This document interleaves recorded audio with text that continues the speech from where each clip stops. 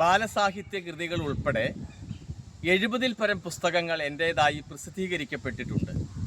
അവയിൽ ഏറ്റവും അധികം പ്രതികരണങ്ങൾ കിട്ടിയിട്ടുള്ളത് പ്രസംഗകല കുട്ടികൾക്ക് എന്ന കുഞ്ഞു പുസ്തകത്തിനാണ്. 2 പതിറ്റാണ്ടിലേറെയായി അതിൻ്റെ ആദ്യ പതിപ്പ് അച്ചടിക്കപ്പെട്ടിട്ട്. പിന്നീട് ഓരോ വർഷവും പുതിയ പതിപ്പുകൾ വരികയും ലക്ഷക്കണക്കിന് കോപ്പികൾ വിറ്റഴിക്കപ്പെടുകയും ചെയ്തു. കുട്ടിക്കൂട്ടങ്ങളിൽ ചെല്ലുമ്പോഴെല്ലാം പല കുട്ടികളുടെയും കയ്യിൽ ആ പുസ്തകം ഞാൻ കണ്ടിട്ടുണ്ട്.